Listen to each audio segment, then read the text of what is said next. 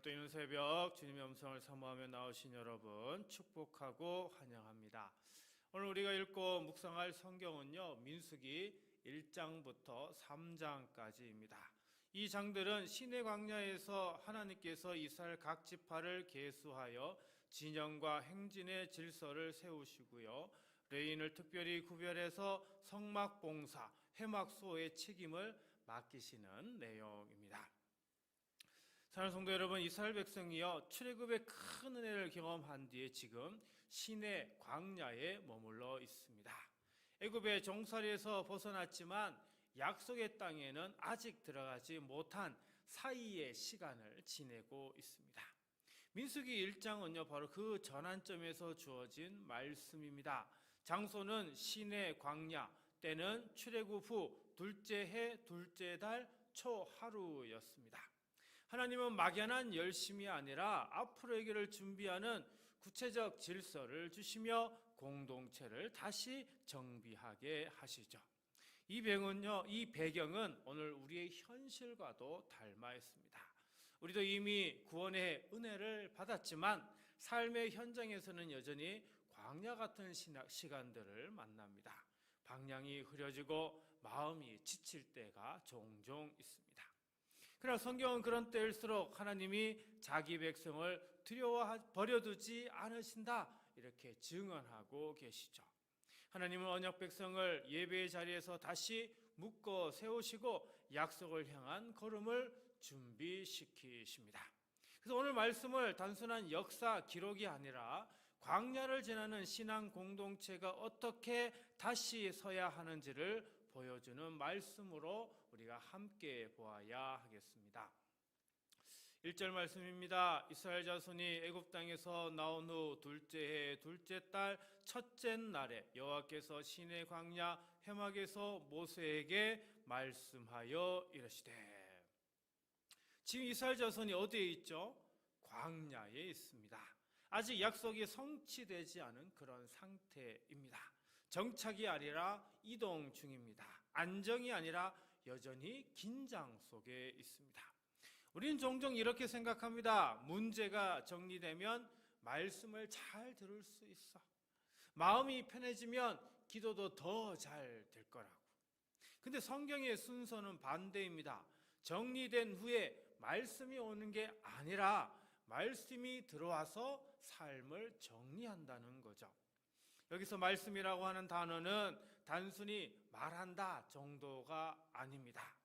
하나님이 뜻을 밝히시고요, 백성의 방향을 정하시며 순종을 요구하시는 권위 있는 말씀이다, 이런 뜻입니다. 쉽게 말하면 말씀은요 좋은 조언이 아닙니다. 들어도 되고 아니 들어도 되는 그런 정보도 아니죠. 내 삶의 방향키를 붙잡는 하나님의 말씀입니다. 그래서 성경에서 하나님의 말씀은 상황 해석을 바꾸고 마음의 중심을 고치고 걸음을 움직이게 합니다. 그러므로 우리는 핸드폰보다 말씀을 먼저 보아야 합니다. 삶에서 겪는 어려움보다 말씀을 더 크게 말해야 합니다. 큰일 났다를 반복하기보다 주님이 말씀하신다를 반복해야 합니다. 하나님의 말씀을 붙들고 순종하며 살아야 하는 거죠. 말씀하시는 하나님 아버지, 광야 같은 오늘도 제 생각과 감정보다 주님의 말씀을 앞세우게 하시고 흔들리는 마음을 말씀으로 붙들어 주소서. 듣기만 하는 자가 아니라 오늘 하루의 걸음이 말씀의 방향과 일치하게 하소서. 하나님 오늘도 침묵하지 않으십니다. 우리의 광야 같은 삶의 한복판에 정확히 말씀하십니다.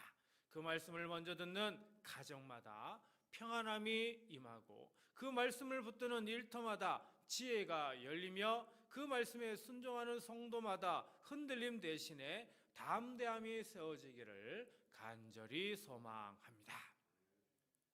2절과 3절입니다. 너희는 이스라엘 자손의 모든 회중 각 남자의 수를 그들의 종족과 조상의 가문에 따라 그 명수대로 계수할지니 이스라엘 중 20세 이상으로 싸움에 나갈 만한 모든 자를 너와 아론은 그 진영별로 계수하되.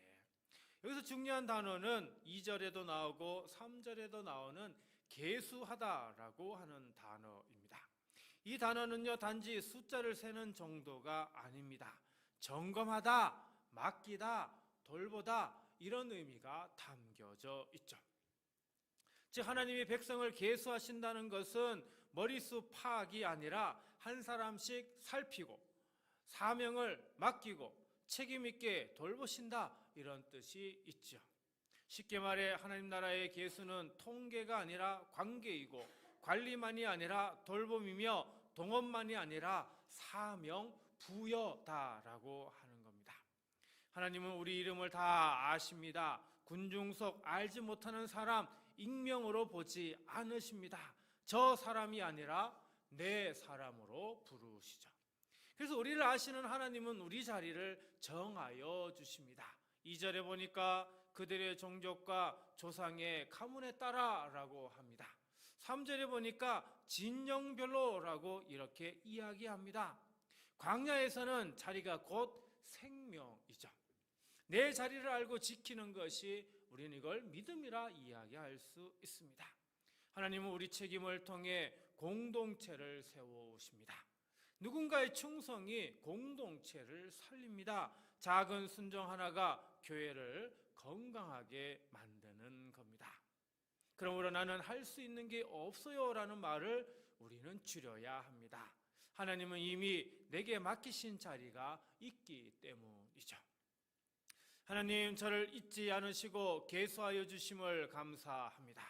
제가 스스로를 작게 여기며 뒤로 물러서지 않게 하시고, 게으름과 비교의 마음을 버리게 하시고, 주께서 맡기신 자리를 기쁨으로 감당하게 하소서. 하나님은 우리를 숫자로 보지 않으십니다. 우리의 이름으로 부르시고 자리로 세우시고 사명으로 사용하신다는 확신이 우리 안에 견고해지기를 간절히 기도드립니다. 4절 말씀 봅니다. 각 지파의 각 족상의 가문에 우두머리 한 사람씩을 너희와 함께 하게 하라. 자, 여기서 눈여겨볼 표현은요, 우두머리라고 하는 단어입니다. 이 단어 머리라는 뜻을 가지고 있는데요, 단순히 높은 직위에 있다, 높은 자리에 있다, 그런 뜻이 아닙니다. 성경적 의미에서 이 우두머리는 방향을 책임지는 대표라고 하는 그런 의미를 담고 있죠. 즉 성경에서 말하는 리더는 군림하는 사람이 아니라 앞에서 짐을 지는 사람이고요, 명령만 하는 사람이 아니라 먼저 순종으로 본을 보이는 사람이고요, 자기 이름을 드러내는 사람이 아니라 공동체를 살리는 사람입니다. 그래서 건강한 리더십의 핵심은 권한이 아니라 책임인 것입니다. 하나님은 모세 그 한 사람에게 모든 것을 맡기지 않으셨습니다. 각 지파의 리더들을 세워 함께 감당하게 하셨죠. 이것이 광야를 지나는 하나님의 방식이었습니다. 여러분, 광야, 변수가 정말 많은 그런 장소입니다. 길도 바뀌고요. 그러니 마음이 흔들릴 수밖에 없고, 또 사람들 간의 갈등도 생길 수밖에 없습니다. 이때 공동체가 무너지지 않으려면 분명한 리더십과 협력이 필요합니다. 하나님은 지금 이 구조를 직접 세우고 계신 겁니다. 그렇습니다. 하나님은 사람을 세워 일하십니다. 하나님이 하시면 되지라고 말하며 손 놓는 태도는 성경적이지 않습니다. 하나님은 세워진 사람들을 통해 공동체를 돌보게 하시죠. 리더십은 혼자가 아니라 함께입니다. 모세와 지파 대표들이 함께 움직였듯이 앞으로 우리 교회도 담임 목회자, 그리고 이제 교역자들을 세우고 또 직분자들을 세우고, 그리고 성도들이 함께 세워가야 하는 겁니다. 모든 성도는 각자의 자리에서 리더입니다. 가정에서는 부모입니다. 아버지로서의 리더, 어머니로서의 리더를 가지고 있고요, 교회에서도 여러 가지 담당을 하면서 그 자리에 리더가 되어야 합니다. 삶의 현장에서는 그리스도인이 하나님 뜻의 방향을 보여주는 리더로 부르심을 받았습니다. 그러므로 오늘 우리가 맡은 사람을 위해 우리는 먼저 기도할 수 있어야 합니다. 주님, 저를 제 자리의 책임자로 불러주심을 감사합니다. 높아지려는 마음을 버리고 가정과 교회와 일터에서 먼저 기도하고 순종하게 하시며 주님이 맡기신 사람들을 사랑으로 품게 하소서. 주님께서 우리를 공동체의 짐을 함께 지는 믿음의 일꾼으로 세우셨습니다. 가정에서는 화평의 통로로, 교회에서는 덕을 세우는 동력자로, 일터에서는 신뢰받는 그리스도인으로 서게 하셨습니다. 우리를 통해 많은 사람이 살고 공동체가 든든히 세워지는 은혜가 충만하기를 주님의 이름으로 축복합니다. 오늘 말씀을 생각하며 다음 세 가지를 놓고 우리 함께 기도하도록 하겠습니다. 주님, 광야 같은 오늘도 주의 말씀을 먼저 듣고 끝까지 기쁨으로 순종하여 풍성한 열매 맺게 하소서. 주님, 제게 맡기신 자리와 책임을 끝까지 감당하여 교회 공동체를 든든히 세우는 일꾼 되게 하소서. 주님, 우리 가정과 일터와 교회가 질서와 화평 가운데 한 마음으로 함께 전진하며 서로 살리게 하소서. 이 시간 이 세 가지 기도 제목으로 우리 함께 기도하고요, 주기도문으로 마치도록 하겠습니다. 기도합니다. 사랑과 은혜가 풍성하신 하나님 아버지, 이 새벽에 주의 전으로 나와 예배한 성도들을 주님의 손에 올려드립니다. 광야 같은 현실 속에서도 우리를 깨우시고 말씀 앞으로 부르신 은혜를 감사합니다. 오늘 또 우리 마음을 분주함에서 건져주시고 두려움보다 말씀을 먼저 붙드는 믿음을 허락하여 주옵소서. 들은 말씀이 지식으로만 남지 않게 하시고 하루의 선택과 말과 행동 속에서 순종의 열매로 나타나게 하옵소서.